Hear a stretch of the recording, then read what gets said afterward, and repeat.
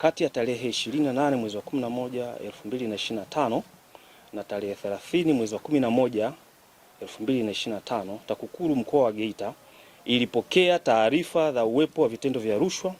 vilivyoshukiwa kuwa ni vya rushwa vilivyofanywa na Mheshimiwa Corneli Lucas Magembe, mbunge wa jimbo la Chato Kaskazini, kwa kushirikiana na Mheshimiwa Frank Leonard Francis aliyekuwa diwani mteule wa kata ya Mganza. Uchunguzi ulithibitisha kuwa viongozi hawa waliwakusanya madiwani wateule 20 wa halmashauri ya wilaya ya Chato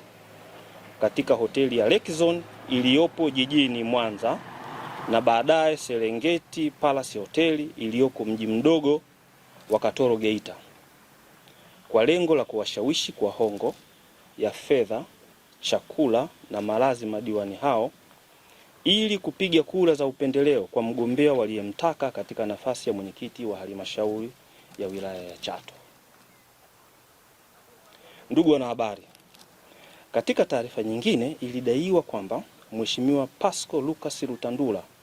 mbunge wa jimbo la Chato Kusini, kwa kushirikiana na ndugu Bartholomeo Christian Manunga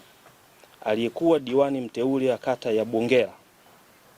na Mheshimiwa Josephat Elias Manyenye aliyekuwa diwani mteule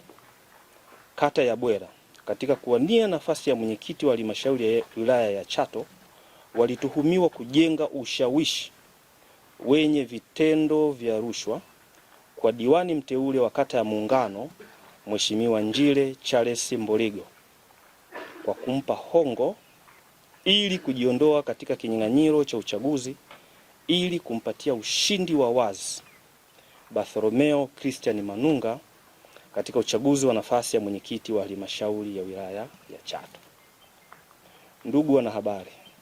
kufuatia matukio hayo, ofisi ilianzisha uchunguzi na kubaini uwepo wa vitendo vya rushwa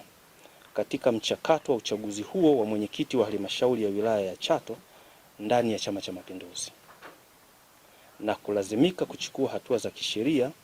dhidi ya wote waliobainika kwa mujibu wa sheria ya kuzuia na kupambana na rushwa sura ya 329 marejeo ya mwaka 2023 kama yalivyofanyiwa marekebisho na sheria namba 11 ya 2024, ambapo watuhumiwa wote tajwa hapo juu wamefikishwa mahakamani leo tarehe 9 mwezi wa 3 2026. Kesi hizi mbili